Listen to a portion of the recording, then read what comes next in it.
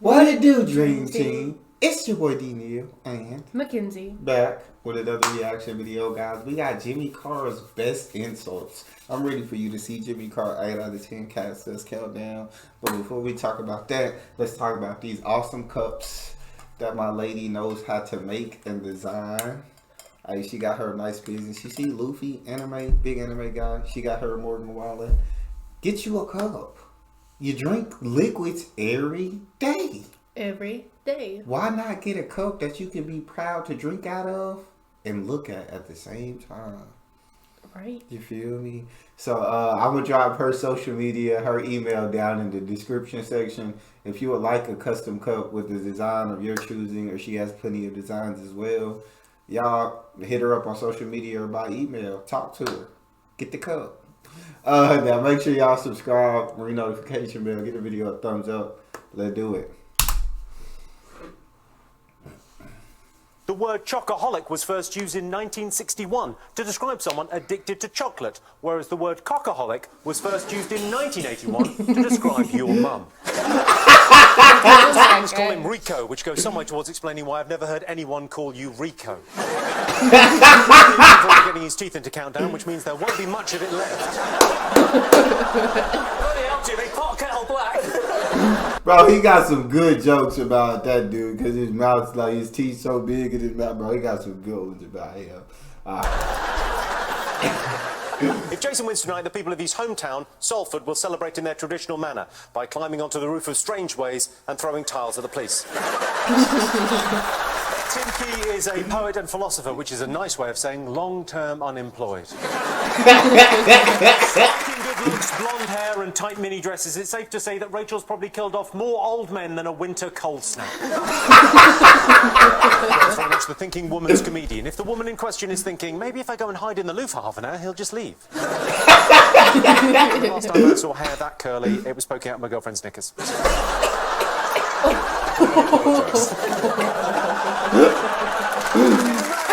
Lee Mack is famous for not going out, as is John Richardson. It's funny because Lee Mack had a show called Not Going Out. He just talked about John Richardson. He don't go out. In Countdown, Rachel Riley has completely revolutionised the way that old men watch the show with a pillow on their lap. In 2011, John released a book about his quest for love. Before it, he hadn't had a girlfriend in 8 years. And after, he's not had a girlfriend for 2 years. So, some improvement there. Joke's on you, Jimmy, because I have got a girlfriend. Well, she must be made up. She's blown up, to be honest. In 2010, Rod was named Wales' sexiest man. Nice for Rod, but a real kick in the teeth for Wales. Council workers in Glamorgan were left embarrassed after they spelt Wales W-H-A-L-E-S on road signs. To be fair, it should be pretty obvious whether you're entering a Welsh town or driving into the dark, reeking guts of a giant sea creature. Unless it's Swansea, in which case better signage would help. Newtown has been described as a sex symbol, and that symbol is a question mark. Countdown host Nick Hewer recently described Rachel as sharp as a whip. He went on to say she's clever as a corset and as gifted as a gimp mask. Almost as if he had something else on his mind. Americans call mathematics math because they argue mathematics functions as a singular noun, so math should be singular too. Fair enough, Americans, but by the same singular rule, you're a bunch of arsehole. Bro, his eyes are like really pretty. Who, Jimmy Carr's? Yes. You like his eyes? Yeah, like I know like they're just like a brown color, but they look like gold. Yeah, okay. I got brown eyes. Yeah, but his are like gold. You're dirty. Like his are like piercing. Are they're they like now? they're like shiny. What about his eyes? They're nice. What about But his like face? I just think his eyes are different. Like I've seen obviously brown eyes, but his look like they're brown, but they look like they have like gold in them and they're like sparkling. I ain't never seen that. I guess I'm finna look for it now. Really? Because it's like first thing I noticed. Is he funny? There you go. Yeah, he is. John has a new girlfriend. She's everything he could have ever imagined. She's imaginary. Sarah Millican is the nation's best-selling female comedian, which is no mean feat considering we've got Lily Savage, Dame Edna, and that one off Mrs. Brown's Boys. Sarah's very excited to be on Countdown tonight. Normally, the only letters Geordies get are the ones from bailiffs. Be very careful. I know people. I don't. You don't know anyone? Nah. Not really deep down. Barriers when I'm around. Physical, actual, like, barriers. Sometimes. Yeah. Sean has often been described as anger in human form, with the easygoing charm of a wounded prisoner with a flick knife. Countdown is incredibly popular in Sarah's hometown. No one gets anything done in Newcastle when Countdown is on, or indeed when Countdown is not on. John used to live alone in Swindon, but now he lives in London with all his friends. Big Ted and B-Bag Dave. John is widely considered to be the life and soul of the party.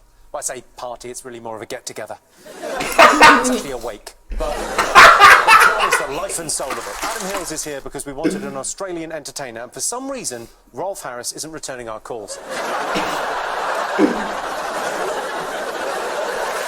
you got jokes about me?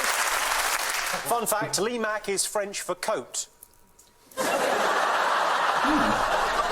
It says here that you pulled out of the Paris Marathon when you discovered one of your legs was slightly shorter than the other one. That is true, yeah. You're not going to get a lot of sympathy off Adam here. That's true. He hates the French, doesn't he? He's got himself a girlfriend, so for him, the long years of feeling lonely, disappointed and angry are over. Although for her, they're only just beginning.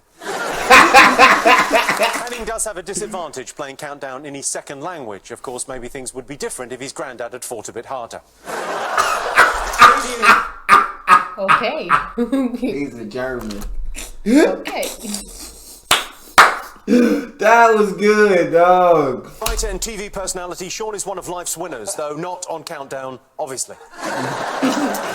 It takes a lot of time and effort to get to know the real Sean, and a degree in criminal psychology wouldn't go amiss. R.I.P. Sean Locke, man. Dope guy.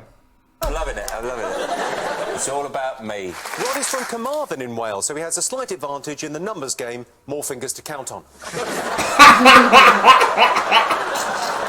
He's one of them. Is there any more where that came from? Kevin recently performed a comedy gig at a prison in Scotland. At least that's what he told his family. It lasted 4 months. It must be difficult for John's girlfriend to date someone with OCD. Every time she gets turned on, John turns her off again. It's the best one you've ever done. Thank you very much. Miles studied divinity at Edinburgh University, where he got an A. Men.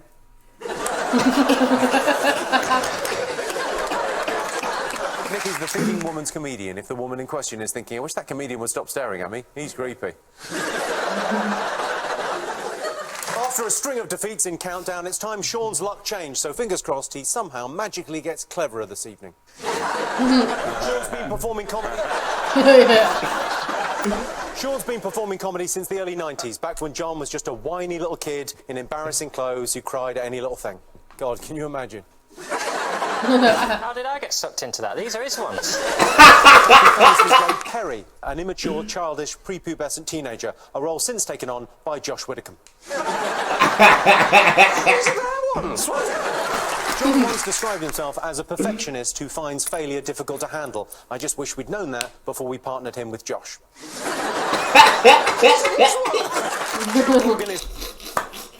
Oh, that did seem more like about Josh than John on those two. He's a well-loved and extremely funny comedian, best known for pulling. She's literally the opposite of John Richardson. I mean, you've moved on. You've moved on to Sharon, and still, I'm the bottom of the box. Sean is one of the most cheerful people I know. He could be watching an old lady falling over, looking on as a dog is put down, or witnessing a tragic accident. He's always got a smile on his face. It's interesting. At school, John was captain of the book team, which is another way of saying King of the Virgins. I was captain of the book team at primary school, and I think I find everyone was a virgin at mine. He's very much a man of the people, and those people are angry dads who drink too much. Joe is bisexual, so although he's in Dictionary Corner today, he'd be equally at home in Vaginary Corner. John phones his mum every single day. Keep on trying, John. One of these days she's bound to pick up. He's recently bought a riverboat in Glasgow, or as we call it in England, a shopping trolley. That was a good one. That was a good one. I'll take that. Sorry. Sean's face will be familiar to you if you're a regular viewer of 8 out of 10 Cats, or if you work at the RSPCA Complaints Division.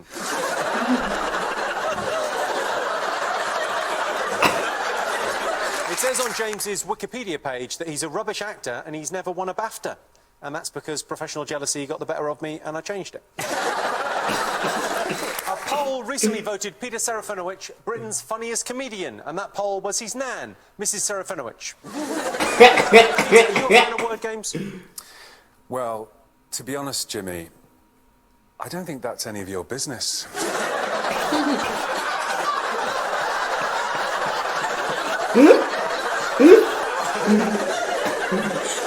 Apologies, Peter. What's the line there? Any words you're hoping will come up tonight? Abdicates.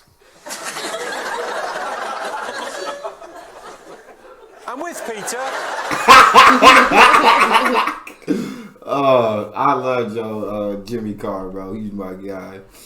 But that's all we got. Y'all make sure y'all subscribe, read notification bell, get a video a thumbs up, and we out.